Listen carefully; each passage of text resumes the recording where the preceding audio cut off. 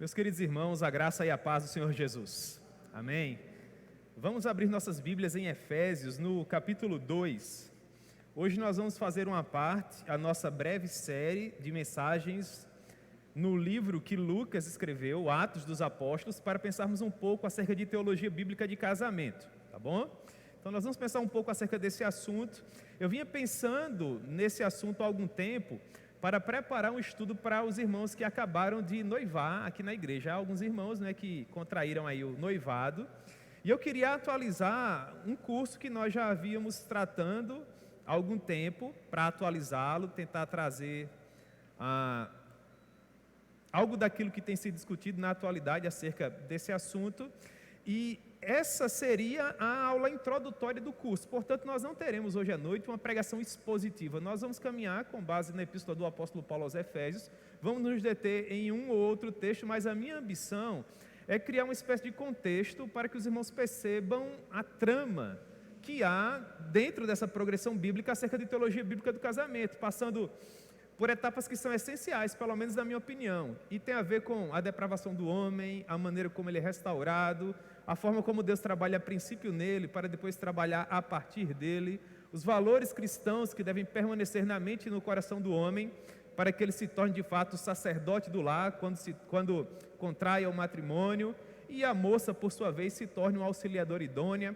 Quais as expectativas que há sobre esses dois personagens? Qual deve ser o comportamento do rapaz e qual deve ser o comportamento da moça?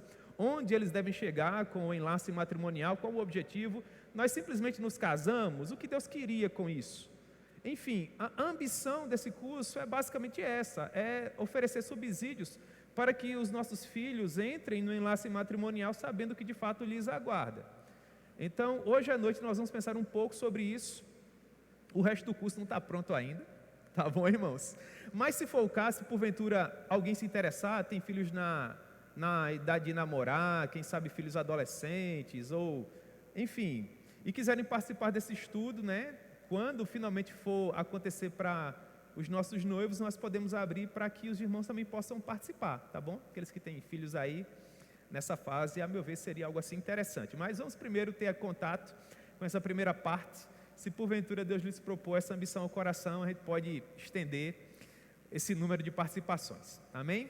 Então, Efésios capítulo 2, nós vamos iniciar com uma palavra de oração. Depois vamos caminhar um pouco nessa belíssima carta escrita pelo apóstolo Paulo. Amém? Vamos orar.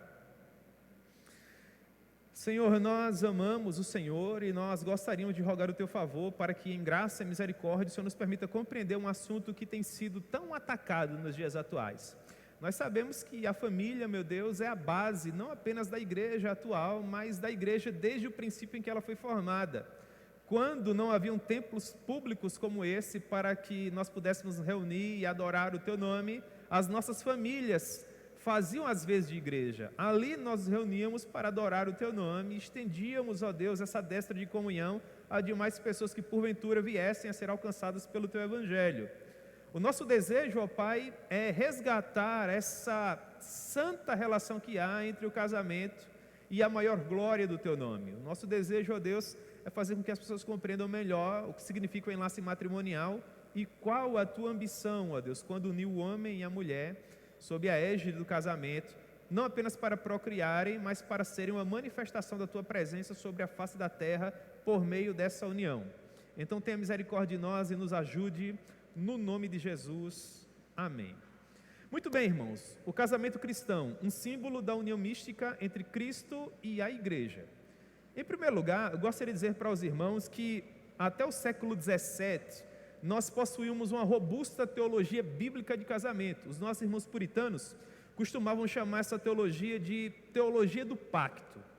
Isso porque em meados de 1620, sobretudo pela influência da reforma continental, da reforma protestante, tudo o que os cristãos evangélicos ambicionavam fazer, eles apenas o faziam para a maior glória de Deus. E isso, por óbvio, envolvia também o casamento. Portanto, para os puritanos, mais do que aos pais ou ao pastor evangélico que publicamente oficiava o casamento, em último caso, era a Deus que os noivos davam a sua palavra quando eles estavam casando. Na ótica puritana, quando aquele casal entrava na igreja, eles estavam tornando público o rapaz enquanto um tipo de Cristo e a esposa enquanto um tipo de igreja auxiliadora idônea, que auxiliaria aquele rapaz enquanto sacerdote do lar, que eles compreendiam o que estavam acontecendo ali. Portanto, até meados do século XVII, o casamento era muito mais visto como um culto do que necessariamente como uma festa. Eu não tenho nada contra os bolos e os doces, isso é até agradável, não é, irmãos? Mas o casamento é um culto onde Deus é glorificado por meio daquela união. Portanto, esse compromisso era algo tão profundo que os puritanos acreditavam ser útil na igreja aquele homem que era bom marido. Portanto, imagine um William Perkins ou então Jeremiah Burroughs pregando o evangelho e a nave dos irmãos que se encontravam ouvindo aquele poderoso pregador amealhavam, eles uniam o poder que aquele homem tinha no púlpito ao relacionamento que ele tinha com a esposa dentro do lar e a educação que eles davam aos filhos. Então os puritanos ouviam os pregadores e ouviam os cantores cantando, e os irmãos que tinham dons para tocar, e eles imaginavam que as pessoas tocavam bem daquele jeito e cantavam daquela maneira e pregavam com tanto poder porque eram bons maridos e boas esposas, e eles ambicionavam isso. E os jovens puritanos, desde os rapazes até as moças, que queriam algo mais de Deus, eles se policiavam dentro do namoro, do noivado e finalmente dentro do casamento, porque eles sabiam que se queimassem etapas, publicamente falando, eles estariam desacreditados perante a congregação, e portas se fechariam, e eles não desenvolveriam seus dons e talentos da maneira como gostariam, porque dentro daquela cidade ou daquela vila, ou mesmo dentro daquele povoado, o testemunho que eles possuíam não era suficiente para lhes lançar uma vida pública no ministério. Os irmãos compreendem isso? Por isso eles tinham tanta preocupação com seus relacionamentos, porque queriam viver para a maior glória de Deus, de modo que a santidade que eles demonstravam em público, em muito tinha a ver com a ambição privada que havia no coração deles de viver para a maior glória de Deus. Portanto, foi como produto desse relacionamento que esses jovens, homens e mulheres, tinham com Deus, que eles ficaram conhecidos como puritanos. Não é à toa que, salvo raríssimas exceções, os melhores sermões e livros e material evangélico, doutrinário, que nós temos à disposição é produto desse momento. Porque, irmãos, a palavra nos assegura que aqueles que amam a Deus, na pessoa bendita do seu Filho, também serão amados pelo Deus Pai, e esse Deus Todo-Poderoso se manifestará a eles. Não é isso que João nos ensina em seu Evangelho? No capítulo 14, portanto, quanto mais próximos de Deus nós estamos, mais dele nós temos à disposição. Logo, para os puritanos, o casamento era uma espécie de vitrine, que fazia com que as pessoas desejassem estar mais próximas de Deus. Eles levavam muito a sério textos tais como Hebreus capítulo 13, versículo 4. Digno de honra entre todos seja o matrimônio. Portanto, eles ambicionavam que suas famílias viessem a servir para a maior glória de Deus. A meu ver, parece que é por causa dessa seriedade, que o casamento só deve acontecer, e aqui não é uma máxima, isso aqui não significa dizer que quem não se casa dessa maneira não será feliz, não é isso que eu quero dizer, mas a meu ver, o casamento, nesses termos, deve ser realizado entre pessoas que já foram alcançadas pelo Evangelho do Senhor Jesus. Eu nunca tinha tentado para essa verdade até ser influenciado poderosamente, na verdade, pela teologia de um grande congregacional chamado David Martin Lloyd Jones. O Lloyd Jones, escrevendo uma série de sermões na epístola do apóstolo Paulo aos Efésios, chegou à conclusão que todos os grandes textos que tratam de matrimônio dentro das Escrituras pressupõem que aqueles que estão se casando, a princípio, se relacionam com Deus. Então ele pega Gênesis capítulo 2 e 3. Adão e Eva se casaram antes ou depois da queda? Por óbvio que foi antes da queda. E ele pega textos clássicos como, por exemplo, o Salmo 110, o Salmo 128. Olha para o Salmo 128, que é tão conhecido. Mais que feliz é o homem que não teme ao Senhor. É assim? É claro que não. Mais que feliz é o homem que teme ao Senhor e que anda nos seus caminhos. Quais as consequências disso? Do trabalho da sua mão comerá, feliz ele será, e tudo que fizer será bem sucedido. A sua esposa no interior da sua casa será como a videira frutífera, os seus filhos à roda da sua mesa, como rebentos da oliveira. Eis como será abençoado o homem que teme, reverencia, estima, tem em grande consideração o Senhor. E nós continuamos. Pense, por exemplo, no Novo Testamento para ganharmos tempo. Mateus capítulo 19, 1 Coríntios capítulo 6 e 7, Efésios capítulo 5, 1 Pedro capítulo 3. Em todos estes textos, pense, por exemplo, nos textos de Epístola Paulino. Nós só vamos encontrar relacionamento quando passamos por depravação total, e chamada eficaz, e graça irresistível. Paulo ainda trata de dons ministeriais de serviço, para então tratar de relacionamento. O que nós aprendemos com isso? Que quando Deus diz, através de Paulo, em Romanos, capítulo 1, versículo 18, que a ira dele se manifesta do céu contra toda sorte de impiedade e perversão dos homens que detêm a verdade pela injustiça, ele não está brincando. Por quê?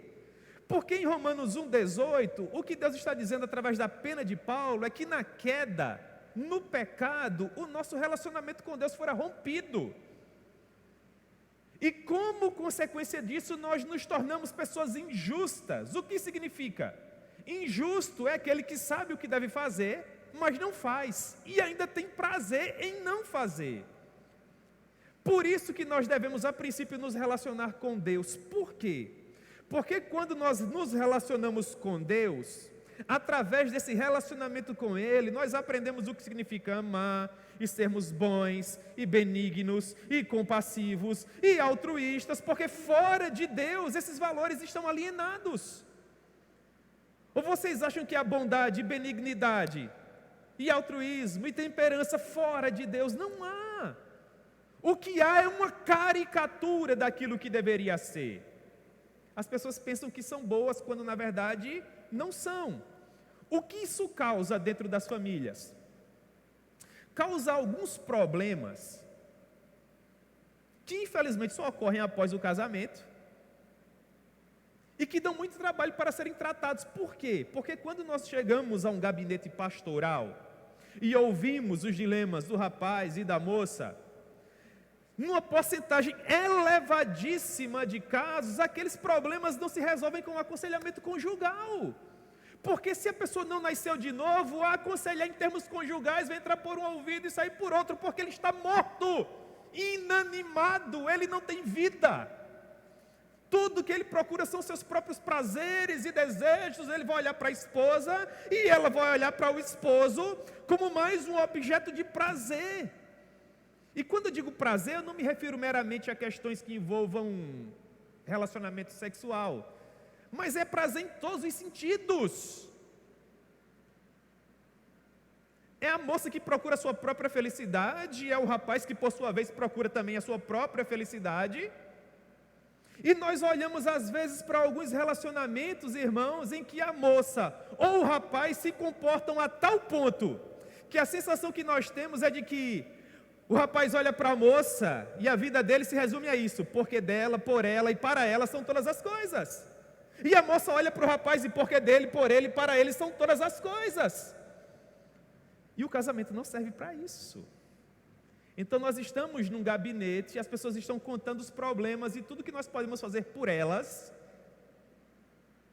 é dizer, porque Deus amou o mundo de tal maneira que deu seu Filho unigênito para que todo aquele que nele crê não pereça, mas tenha vida eterna. Então o que é que nós estamos tentando fazer quando as pessoas já estão casadas? Pregar o evangelho para o rapaz, para que ele se converta e finalmente assuma sua responsabilidade de sacerdote do lar. E o mesmo se aplica às moças. Qual a nossa ambição com um curso como esse? Evitar esses problemas, irmãos. Talvez algumas pessoas aqui achem que eu estou exagerando, quem sabe. Mas se há algum casal aqui que casou antes de compreender o Evangelho, esse casal sabe do que eu estou falando. O que é se casar com um homem que ainda não conhece o Evangelho?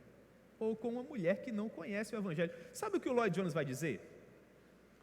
Que de acordo com esses textos que eu mencionei, quando nós nos casamos, efetivamente rendidos ao senhorio de Cristo, dentro daquela família, o que nós temos é o que chamamos de graça especial. Mas quando pelo menos um dos cônjuges ainda não se rendeu a Jesus, o que nós temos é a graça comum. Para aquele que não é tão afeito à teologia, isso não é lá. Mas para aquele que já leu alguma coisa de teologia e sabe a diferença de graça especial e graça comum, irmãos, isso é chocante. Sabe o que é graça comum? É chuva que cai sobre justos e injustos, é o sol que brilha sobre justos e injustos. Ou seja, se pelo menos um dos cônjuges ainda não foi alcançado pelo Evangelho, a felicidade daquela família é a felicidade daquele que ainda não tem a Jesus. E Deus é tão misericordioso que vai usar o apóstolo Paulo para dizer que quando o casamento acontece assim, os filhos eles são santificados por meio daquele cônjuge que de fato é cristão. Mas essa família, do ponto de vista bíblico, e vocês não têm que concordar comigo, essa é uma teologia que na verdade nos dias atuais é até meio que voto vencido, tá certo? Estou falando do século XVII para vocês aqui. Mas segundo homens como Lloyd Jones e os puritanos, esse povo que tem inspirado os grandes pregadores da atualidade, irmãos, eles entendem que para essas famílias, nunca haverá o que nós poderíamos chamar, biblicamente falando, de plenitude e felicidade. Porque esse homem nunca vai conseguir funcionar como sacerdote de Cristo no interior da sua casa. Essa mulher nunca vai conseguir funcionar como uma oliveira no interior da sala da sua residência. Porque eles não possuem ferramentas para isso. São limitados do ponto de vista espiritual. Isso traz consequências para o relacionamento deles e traz consequência para a educação e para os princípios que vão nortear a vida dos filhos. Portanto, este problema só pode ser resolvido por meio do Evangelho. Eu não tenho nada, irmãos, contra retiro de casais e encontro de casais com Cristo. Pelo contrário, os irmãos que promovem, devem promover de fato, o Evangelho precisa ser pregado. Mas, irmãos, se nós não atacarmos o cerne do problema, e eu também não estou dizendo que esses irmãos não atacam, mas grosso modo, irmãos, as pessoas estão muito preocupadas em adesivar os carros. Aí está lá no culto, apaga as luzes, dá um bombom de chocolate, dá um beijo e abraça. Termina aquele momento, o pessoal vai para o estacionamento e começa a brigar dentro do carro. Nós temos que atacar a raiz do problema, e a raiz do problema se resolve espiritualmente falando, e é um problema de vida ou morte. Ou aquela pessoa se rende a Cristo para funcionar da maneira devida dentro do enlace matrimonial, ou então, irmãos, nós vamos estar sempre atacando a superfície do problema. Então, primeiro conselho para você que quer namorar, noivar e casar: salve a sua própria vida. Realinhe o seu relacionamento com Deus. A sua maior prioridade não é casar, a sua maior prioridade é o Evangelho.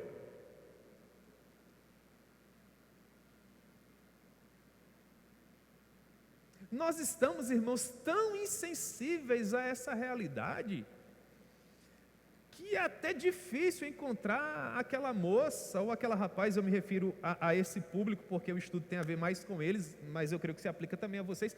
Dificilmente nós encontramos moças e rapazes, e eu não quero generalizar porque há as exceções, para a glória de Deus, com essa santa ambição. Porque se eu fosse uma moça, eu só me casaria se o rapaz fosse completamente apaixonado por Jesus, e com a ciência dos meus pais e do meu pastor, e sobretudo de Deus. Por quê? Porque biblicamente falando, a sua missão, minha irmã, é ser liderada para a glória de Deus. Você é aquela que junta, você é aquela que privilegia, você é aquela que tonifica, mas você não é cabeça. Então você vai ser liderada. E a sua grande preocupação deveria ser: eu vou ser liderada por quem? Quais valores esse homem trará para a minha vida? Por quais caminhos ele vai me guiar? O que esse homem vai ensinar aos meus filhos? Eu sei, irmãos, que beleza é importante. Já dizia o Vinícius de Moraes, Quem gosta de poesia, eu gosto bastante. dentro dos escritos dele, ele dizia assim: me desculpem os feios, mas beleza é fundamental. Há algo que nos atrai, obviamente falando, mas dentro dos adágios populares da vida, gaiola bonita não alimenta o passarinho que está lá dentro, não é? Portanto, tudo que o homem vier a ser, será resultado do Evangelho na vida dele. E tudo que ele conseguir ser a intervenção do Evangelho não passará de palha, que é lançada ao vento. Há pessoas que possuem casa, mas não têm um lar. Possuem uma cama king size, plus size, ou seja lá, maior que exista hoje, mas não tem sono, não consegue dormir. Tem filhos, mas não tem família. E isso é o que nos torna as pessoas mais felizes da terra, irmãos. Porque nós temos aquilo que status, sobrenome, dinheiro, ou qualquer outra coisa, não tem a mínima condição de comprar. Nós sabemos de onde nós saímos, onde nós estamos, e nós sabemos para onde nós vamos. E isso nos torna o que de fato nós somos. Nós não podemos perder isso. Se a nossa própria alma não estiver a salvo, nós não teremos condições de nos relacionarmos com ninguém. Basta observar o relacionamento daquele moço ou daquela moça com os pais, com os colegas da universidade, no trabalho. Por isso a preocupação dos puritanos. Eles diziam: um bom sermão não é produto de algumas horas num gabinete, um bom sermão é produto de uma vida. Porque quando aqueles homens subiam no púlpito, eles pregavam com tudo aquilo que eles tinham. E se eles não tivessem vida suficiente, nem nos púlpitos eles subiriam. Vocês percebem como hoje a coisa é bem diferente? Nós não podemos nos deixar levar por esse espírito, pelo espírito da nossa época. Então isso inicia a nossa discussão dentro do curso. Abrir os nossos olhos para essa realidade espiritual inegociável. Como resolver isso? Em primeiro lugar, reconhecendo que nós somos miseráveis pecadores.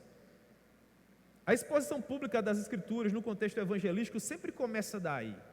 Olhe para um texto sistemático de salvação, Epístola de Paulo aos Romanos. Como é que ele inicia? Falando da depravação total do homem. Olhe para Efésios, que é o texto que nós vamos caminhar com base nele aqui. Da mesma forma. Não é assim? Olhe para Efésios capítulo 2. Quando nós abstraímos o capítulo 1, que é uma espécie de canção que era cantada no período em que esse documento foi escrito, ou de oração, nós iniciamos o que poderíamos chamar de parte dogmática, a partir do capítulo 2. Então Paulo diz: vós estáveis mortos, ele vos deu vida, estando vós mortos nos vossos delitos e pecados, nos quais andastes outrora, segundo o curso desse mundo, segundo o príncipe da potestade do ar, do espírito que agora atua nos filhos da desobediência, entre os quais também todos nós andamos outrora, segundo as inclinações da nossa carne, fazendo a vontade da carne e dos pensamentos, e éramos, por natureza, filhos da ira, como também os demais. Você está perdido, meu irmão. Você não sabe para onde você vai. E se você está perdido e não sabe para onde vai, você não tem condições de guiar ninguém.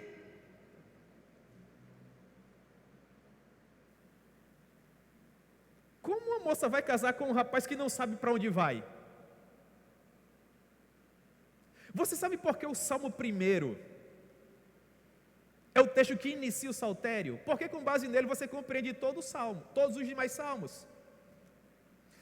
Bem-aventurado é o homem que não anda segundo o conselho dos ímpios. O que é o ímpio? O ímpio é aquele que tem prazer em quebrar as regras. Você vai se aconselhar com ele. Que não anda segundo o caminho dos pecadores. O que significa pecar? Pecar é errar o caminho, pecar é errar o alvo. Vai andar no caminho do pecador.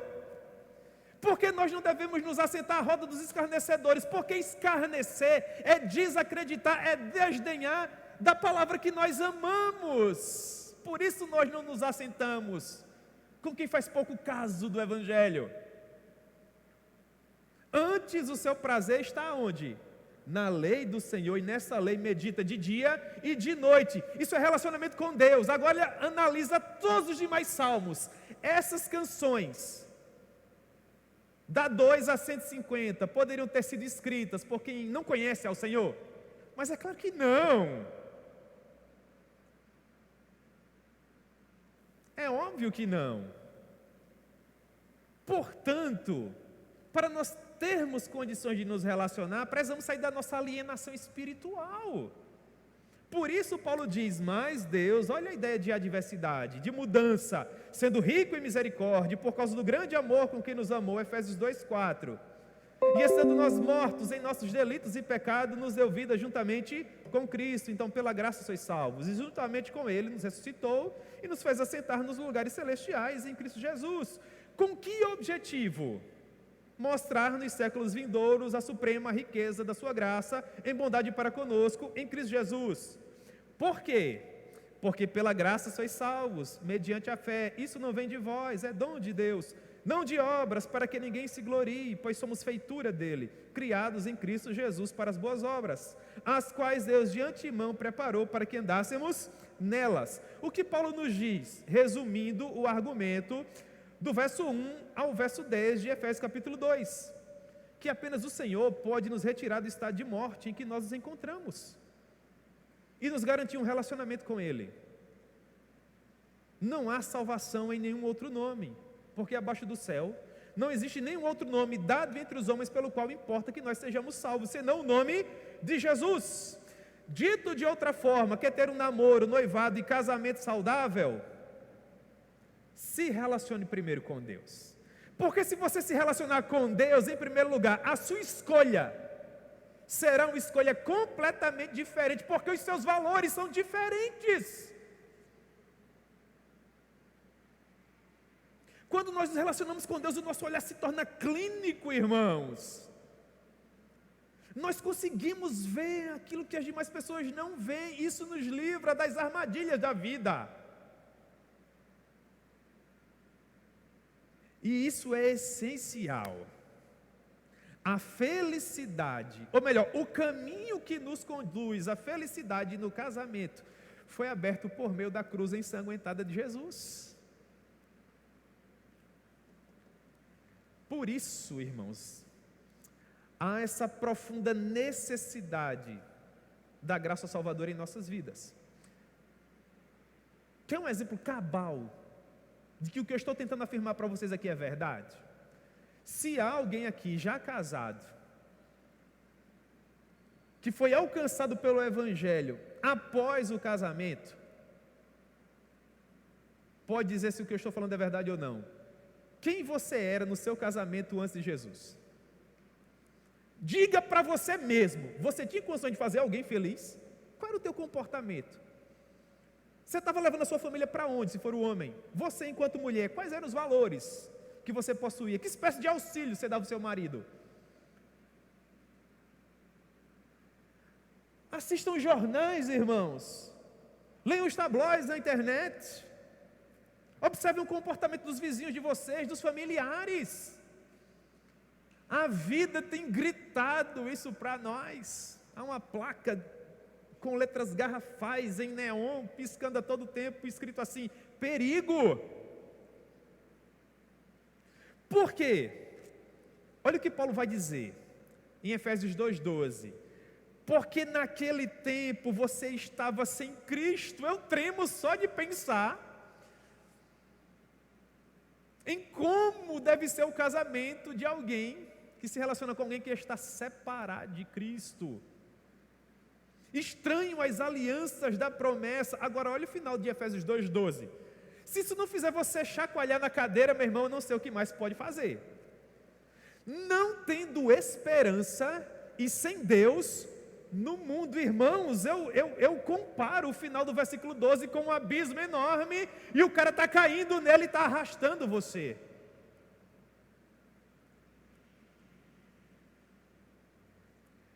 É por isso que sem Cristo a felicidade do casamento é tão duramente prejudicada. Perceba, eu não estou dizendo que aquele que não é cristão e está casado não é feliz. Há felicidade, mas a meu ver, essa felicidade é prejudicada. Para usar um termo que o pastor Jonas Madureira gosta muito, há uma caricatura de felicidade ali. Não a felicidade plena. Ah, pastor, mas quando o senhor ataca o pecado dessa maneira, o senhor diz isso porque não conhece o fulaninho. Isso são palavras de uma moça apaixonada. Eu quero dizer para essa moça que por trás daquele cabelinho arrepiado, Sabe, daquela calça apertadinha que as moças gostam, né, nos dias atuais. O que há por trás daquilo? Segundo Paulo, o que há por trás disso é o seguinte: não há um justo, não há um sequer, não há ninguém que entenda, não há ninguém que busque a Deus, todos se extraviaram, a uma se fizeram inúteis, não há ninguém que faça o bem e que nunca peque. O que há por trás desse verniz, desse jovem bonitinho? A garganta deles é um sepulcro aberto, com a sua língua eles urdem engano, veneno de víbora está nos seus lábios, na boca eles têm cheio de maldição e de amargura, os seus pés são velozes para derramar sangue, nos seus caminhos há destruição e miséria, eles desconhecem os caminhos da paz, não há temor de Deus diante dos seus olhos, por mais bonitinho que ele seja, ou que ela seja.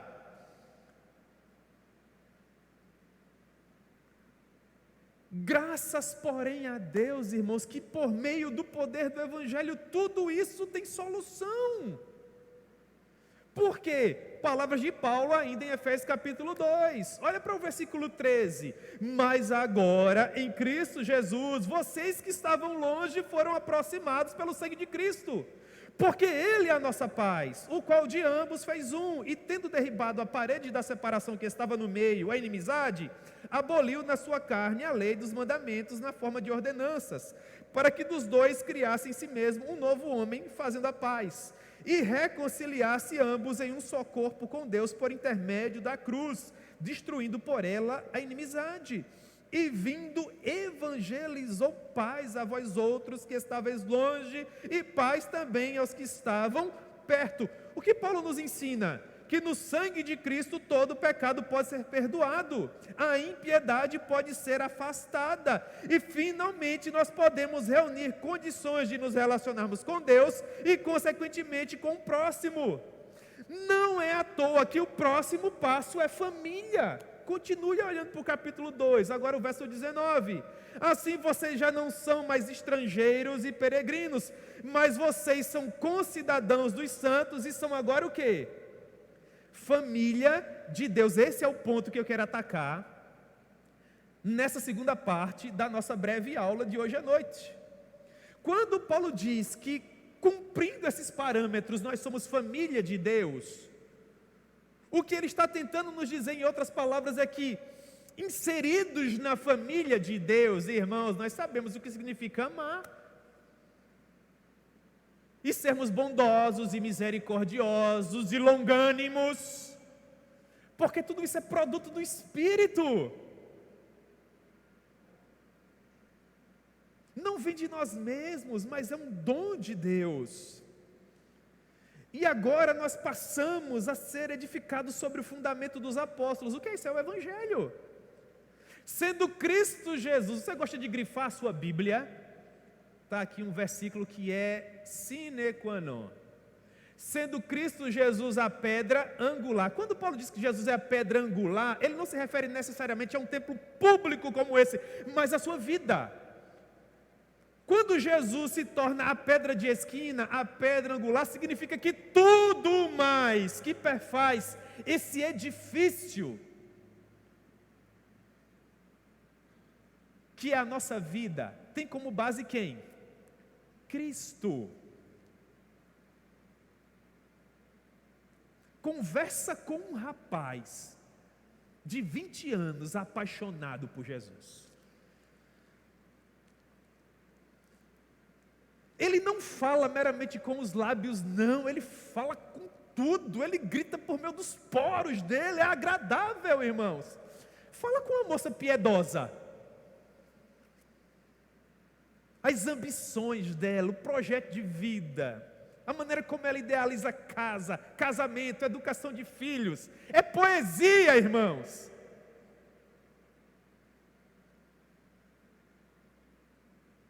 Mas o contrário. Irmãos. Por que a diferença no tipo de jovem que eu exemplifiquei aqui? Porque, a meu ver, e vocês não têm que concordar, esses jovens estão inseridos na família de Deus. E eles possuem o testemunho interior do Espírito Santo. Olha para Romanos capítulo 8.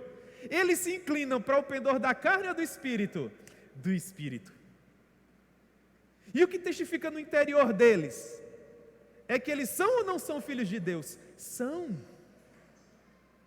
E esses jovens sabem que as agruras do tempo presente não podem ser comparadas com a glória que se manifestará no porvir, e que não há absolutamente nada que possua o condão de separá-los do amor de Deus que está em Cristo Jesus. Sabe quantas vezes esses jovens vão negociar esse tipo de valor?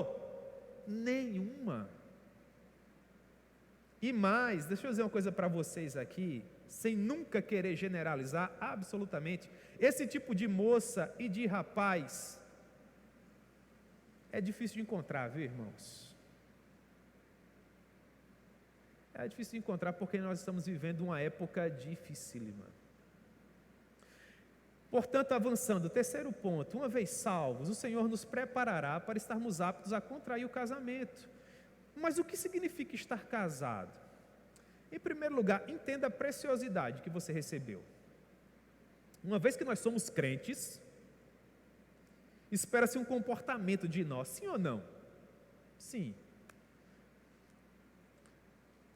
O evento que torna o nosso relacionamento com Cristo público marca a vida das pessoas que nos conhecem também. Elas testificam da nova realidade que nós experimentamos.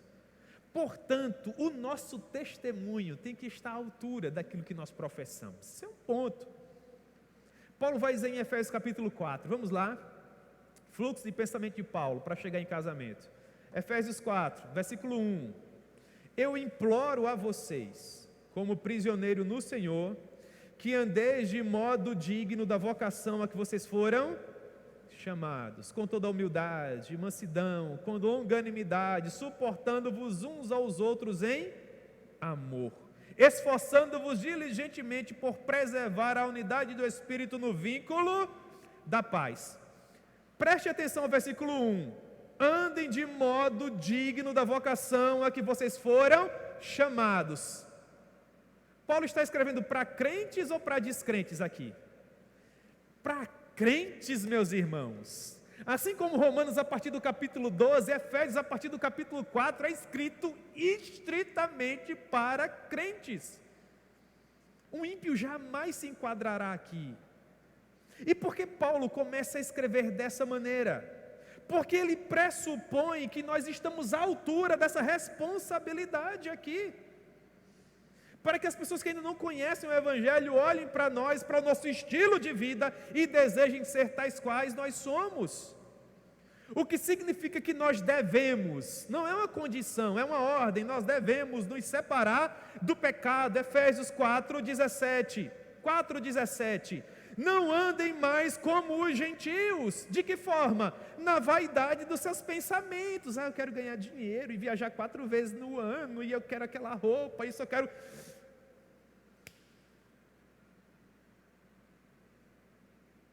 Relações de consumo. As pessoas estão tão acostumadas a se relacionarem com base no consumo, que elas entendem que até o casamento é um contrato de consumo. E quando estão tendo prejuízo com o casamento, elas simplesmente desfazem o contrato. Qual o mote da nossa geração? Casou, não deu certo, separa, cada um vai para o seu lado, casa de novo, vida que segue, a fila anda.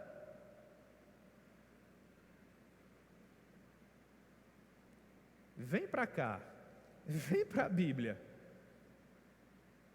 Quando Jesus, em Mateus capítulo 19, faz uma exegese lá da lei de Moisés com base no casamento, os doutores da lei olham para Jesus e dizem assim: vocês conhecem o texto, de acordo com o que tu dizes, não é interessante para o homem se casar. Como é que Jesus responde? Jesus responde dizendo assim: e quem foi que disse que foi todo mundo que nasceu para casar? Casamento é um dom, irmãos, é algo a ser desfrutado. Não é essa caricatura que as pessoas apresentam na atualidade, não. Se casamento fosse bom, não precisava de testemunha. Se eu me tornasse viúvo ou divorciado, eu jamais me casaria novamente. Eu preferia tantos anos de cadeia porque agora eu estaria livre, mas me casei e estou na prisão até agora. Beira blasfêmia. Se o casamento é instituição divina e você o ataca de uma maneira ardilosa assim, o que você quer com isso? Nós não podemos permitir que pessoas que queimaram etapas na vida e que agora estão pagando o preço, venham desacreditar uma instituição que é de Deus. Os irmãos compreendem isso? Porque isso acontece, não conseguiram se separar do pecado. Andam como gentios na vaidade dos seus próprios pensamentos. Quais as consequências? São obscurecidos de entendimento. Cadê? Coloca aí, 4:18. Alheios à vida de Deus, por causa da ignorância em que vivem. Agora olha para o final do versículo 18. Olha para o final do versículo 18. Você está casado ou casado com esse cara aí, ó. Olha o finalzinho, a última frase ali. Pela dureza de quê? Pode dar bombom de chocolate, irmãos, eu não tenho nada contra. Os irmãos entendem o que eu estou querendo dizer? Pode mandar abraçar, bota adesivo no carro, amarra lata, leva para o resort, passa um final de semana lá, quebra toda a maldição, desde o período do império. Sabe quantas vezes você vai quebrar o coração dele? Quantas? Diga para mim. Nenhuma. Ou dela.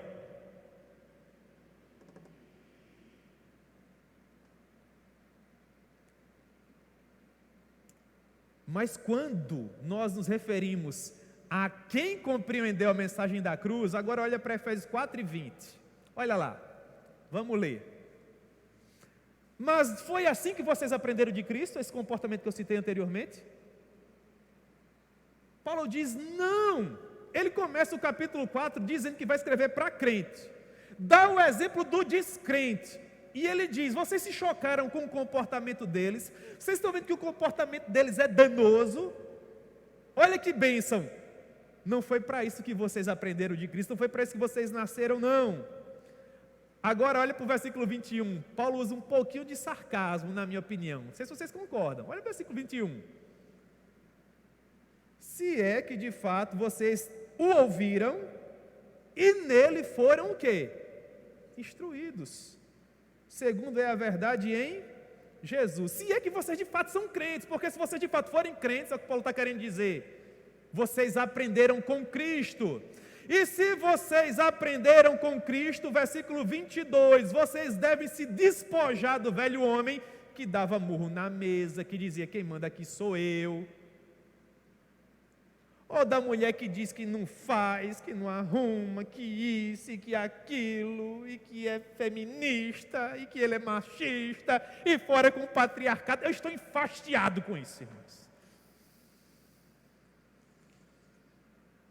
Porque isso é o espírito da nossa época. E tudo isso milita contra aquilo que Deus fez, e é tão sublime, que Paulo diz... Se despojem do velho homem que se corrompe segundo as suas concupiscências e se renovem no espírito do vosso entendimento e se revistam do novo homem. Esse novo homem, qual o comportamento dele? Justiça e retidão procedentes da verdade. Aí, irmãos, é bom marido e boa esposa, não tem como. Por quê? Porque agora Paulo diz o seguinte... Versículo 25, mentir. Versículos 26 e 27, dar lugar ao diabo. Versículo 28, furtar. Versículo 30, entristecer o espírito. Versículo 31, blasfemar. Tudo isso são obras das trevas. Vocês concordam comigo que mentir, dar lugar ao diabo, furtar, entristecer o espírito, blasfemar, são obras das trevas, sim ou não? Mas é claro que sim. Agora olha para Efésios 5:8.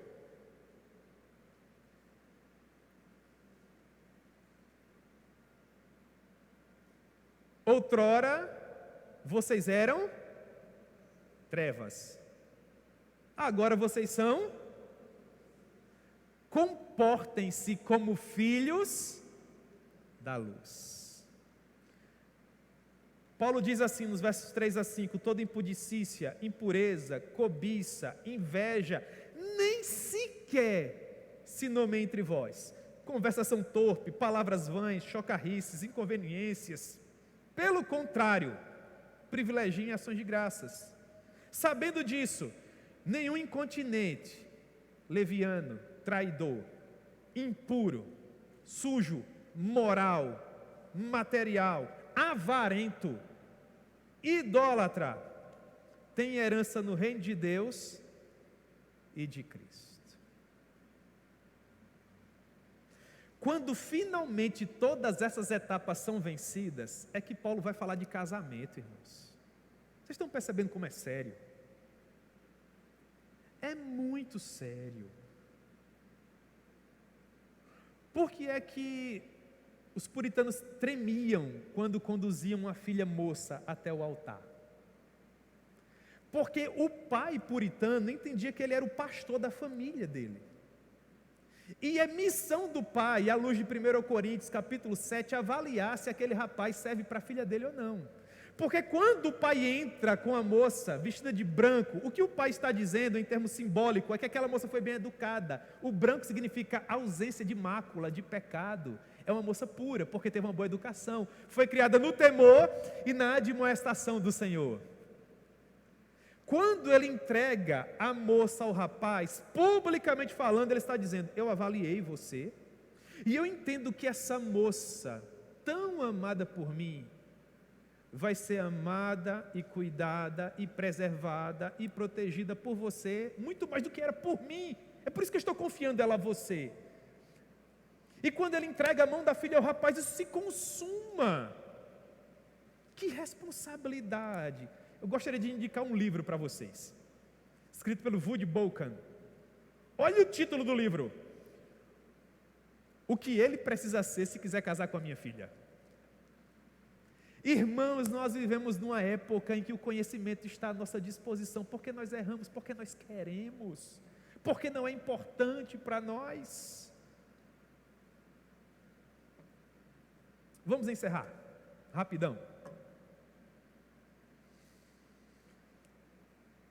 A moça é crente, o rapaz é crente. A mulher, portanto, vai funcionar como um símbolo da igreja dentro do casamento. Ela é uma auxiliadora idônea. A igreja não é a auxiliadora idônea de Cristo, não é o corpo que perfaz a sua obra. A mulher é um símbolo disso dentro do casamento. Então Paulo vai dizer, e eu quero ser bem rápido aqui, que já são 8h40, que essa ideia de submissão, ela não desprivilegia a mulher, porque em último caso, todos nós somos submissos a alguém sob determinado aspecto. Eu sou um homem, mas eu trabalho numa instituição em que eu tenho N pessoas que estão acima de mim, e você na sua empresa da mesma forma. E ainda que você seja um profissional liberal, no mínimo você tem que pagar imposto, o governo não exerce autoridade sobre você. Portanto, quando a Bíblia diz que a mulher deve estar submissa ao marido, com isso a Bíblia não diz que ela deve ser inferior, ou menosprezada, ou não ter um lugar de fala, ou abrir mão dos seus sonhos e planos, em absoluto. O que Paulo está querendo é organizar, dentro da economia do reino, os papéis do homem e da mulher na família, que é projeto de Deus. Portanto, ele diz que as mulheres devem estar sob a responsabilidade do marido, protegidas por ele. Mas para que isso ocorra, a mulher precisa ter a capacidade de renunciar ao seu orgulho e obstinação, para finalmente compreender que é no sucesso do marido que ela terá o seu ministério de fato aperfeiçoado, porque a missão dela é privilegiar, é impulsionar. Não há nenhum grande homem fazendo grandes coisas para Deus que ao lado não tem uma grande mulher. Isso é bíblico, irmãos. Quando George Whitefield passou um final de semana na casa do Jonathan Edwards, ele olhou para o comportamento da Sarah, e ele diz em sua autobiografia que após tanto tempo, finalmente, ele sentiu o desejo de dobrar os joelhos e pedir a Deus uma esposa. Tamanha era a influência da mulher na vida do homem. Ou vocês acham que ele foi o maior teólogo que a igreja americana já produziu sendo mal casado? Entra para você ver. Eu sei que vocês conhecem um ou outro homem de Deus que infelizmente entrou mal no casamento, irmãos. Olha para a vida dele. O cara está marcando o passo literalmente. Porque pensar teologicamente não é meramente abrir um livro de teologia, irmãos, e aprender alguns trocadilhos teológicos, não. Requer reflexão, paz de espírito, um ambiente propício. Há uma série série de fatores que se somam para fazer um homem funcionar no púlpito. E a esposa dele tem uma função inegociável, inafastável. E vocês podem observar os exemplos públicos que nós temos. Portanto, a mulher deve auxiliar o marido, como ela ambiciona auxiliar o Senhor, porque o marido é o líder da mulher, assim como Cristo é o líder da igreja, sendo Cristo o salvador do corpo. Assim como a igreja está sujeita a Cristo, a mulher deve estar sujeita ao seu próprio marido. Isso torna a mulher inferior ou superior? Mas é claro que não. A mulher é imagem de Deus, assim como o homem, mas ela tem uma função sublime no casamento, que é impulsionar o seu marido, colocá-lo para cima, mulher, esse up. Enquanto o homem foi designado com a responsabilidade da liderança amorosa, a mulher foi criada para honrar e firmar a liderança do marido. Ela pode fazer isso sem ferramentas espirituais? É claro que não, é por isso que ela tem que ser crente. Aí nós voltamos para o princípio da minha fala, uma coisa sempre leva a outra. Se a moça não conhece bulhufas de Jesus, tampouco do Evangelho, como ela vai servir como auxiliadora? É impossível, ela não tem ferramentas. E boa vontade, irmãos, aqui não serve, porque eles vão estar em sintonia diferente. O marido vai aspirar algumas coisas e ela outras completamente diferentes.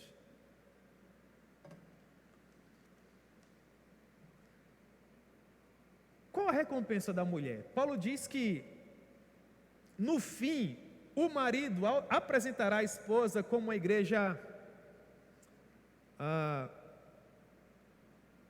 gloriosa, sem mácula, nem ruga, nem coisa semelhante, porém santa e sem defeito.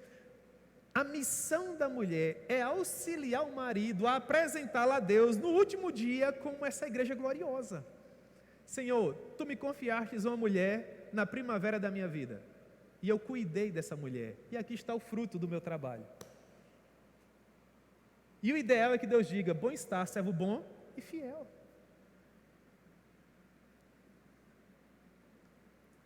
Quando a mulher funciona dessa maneira, ela de fato é como uma videira frutífera no interior da casa. Eu falei para vocês em dado momento que isso é difícil nos dias atuais, sobretudo por causa do espírito da nossa época. Olha para Provérbios 31:10, vocês conhecem de cor. Mulher virtuosa, o quê? O quê? Mulher virtuosa, quem achará? O seu valor muito excede ao de joias finas. Isso é uma profunda verdade. E quanto ao homem, maridos, amem as suas mulheres. Esse amor é despretensioso, é um amor que não requer nada em troca. Você, rapaz, quer casar, a sua obrigação é amar a sua esposa. Ela não tem que cozinhar, lavar, passar. Dentro da administração do lar, entende-se que isso é responsabilidade dela, mas você não vai amá-la ou deixar de amá-la por causa disso. Case sabendo que a sua obrigação é amar. Por quê? Lembra que o homem é um tipo de Cristo dentro do lar? Olha para a igreja. O que é que a igreja faz para que Jesus venha amá-la? O quê? A igreja não faz absolutamente nada, tudo é graça. E isso equilibra o casamento, porque quando nós esperamos que algo aconteça para que nós venhamos amar, em outras palavras, o que nós estamos dizendo é que procuramos a nossa própria felicidade, porque se ela fizer isso, eu sou feliz, e se eu estiver feliz, eu amo, se eu não estiver feliz, eu não amo. Isso é verdade no casamento? Não, porque feliz, ora você vai estar, ora você não vai estar, de bom humor, ora você vai estar, ora não vai estar, mas amar sua esposa, você tem que amar a todo tempo, ainda que você não esteja sorrindo, porque você vai prestar contas a Deus. Agora, se o rapaz não conheceu o Evangelho, quando ele estiver de mau humor, ele vai passar como um trator em cima de você, minha irmã,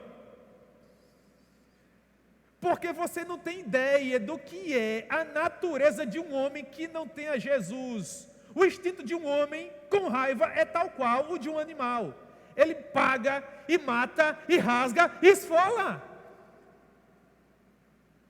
E ele não está sendo nem melhor nem pior que os outros homens, não. Ele só está exercendo a natureza dele. e quer ver ele ficar um animalzinho fora da gaiola, é se ele pelo menos sentir que você está atacando a masculinidade dele. Ele vai jogar você pela janela.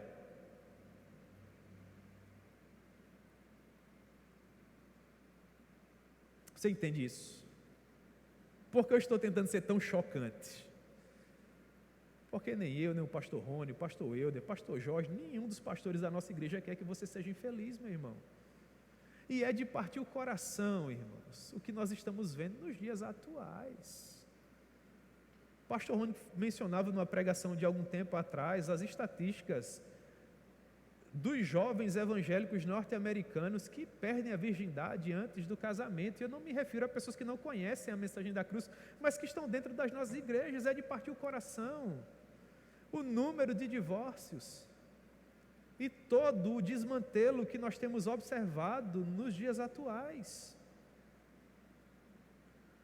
Quando você olha para Efésios, capítulo 5, do versículo 22 ao 33, que trata especificamente de casamento, você percebe, a menos que você esteja sendo muito, mas muito, como eu posso dizer aqui,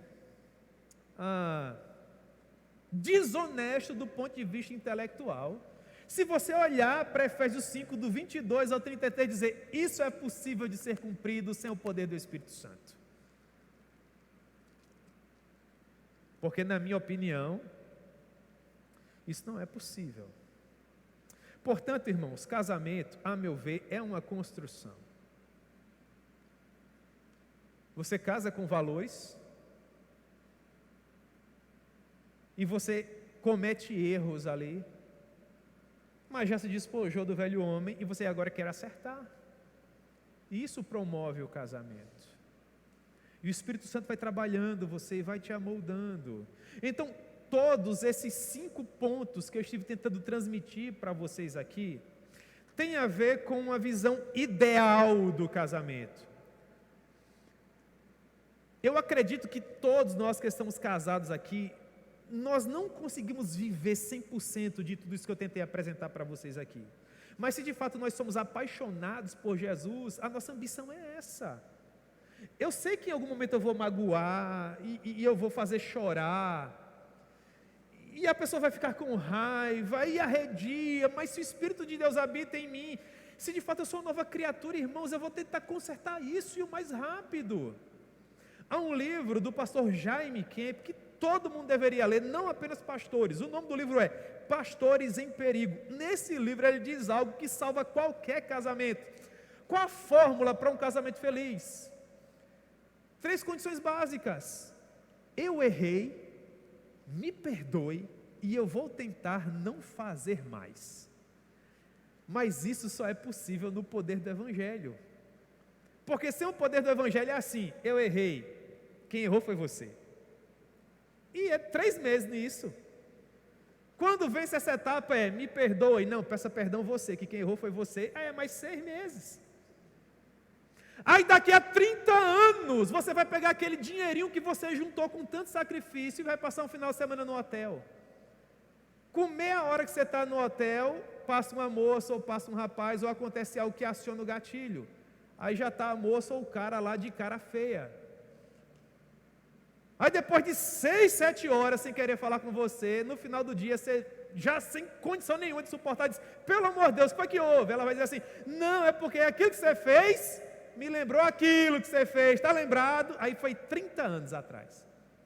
Aí perderam o final de semana. Eu estou exagerando, irmãos? Nós precisamos desesperadamente do Evangelho. Ensine esses valores para os filhos de vocês. Restaurem essa ideia bíblica. Como eu falei para vocês, isso aqui que eu apresentei é o ideal, irmãos.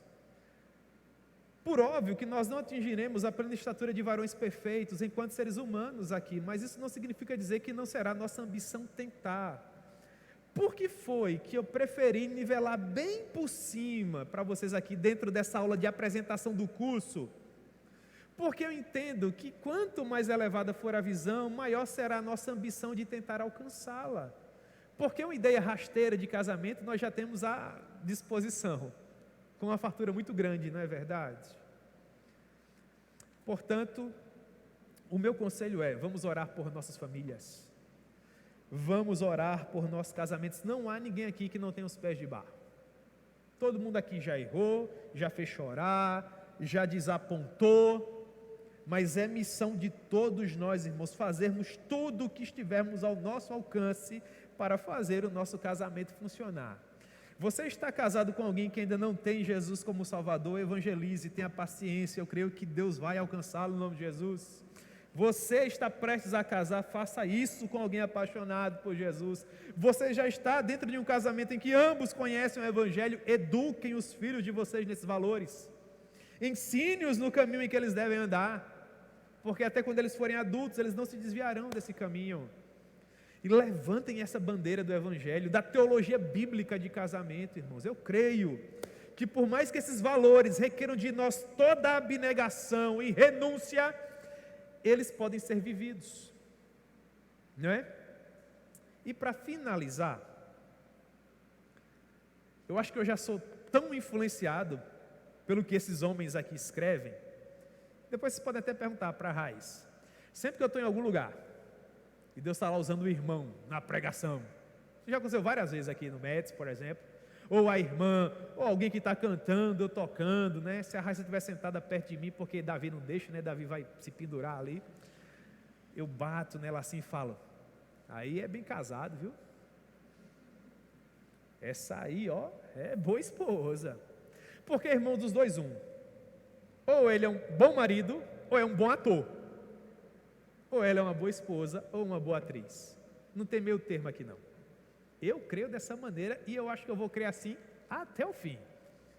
Deus não usa hipócritas no púlpito, irmãos. Deus usa homens que pertencem a Ele, que não se vendem, que não negociam o seu chamado, porque o reino dos céus é um reino de consciência. Ou o reino dos céus é um reino de consciência, ou ele não é nada. Ou nós de fato acreditamos naquilo que professamos, irmãos, ou nós somos os mais miseráveis de todos os homens. E se Deus é onisciente, Ele sabe quem nós somos e o que está no nosso coração, e é por isso que antes de mais nada nós devemos estar dentro das nossas famílias para a glória de Deus. Para a glória de Deus, né? E isso é possível, viu? É possível. Eu lia um relato da esposa do John Bunyan. Ele preso, os filhos passando necessidade, ele tinha a filha primogênita cega de nascença. Eles viviam de esmolas, irmãos. Chegam lá para a esposa do Bunyan e perguntam o que ela acha do marido preso na Torre de Bedford, os filhos pedindo esmola, ela só pele e osso, vestindo frangalhos. E ela respondeu assim: Deus não me deu simplesmente um marido, Deus me deu uma pregação diária de como Cristo trata a igreja. Estão vendo que é possível? É plenamente possível. Não é fácil, mas é possível. Amém?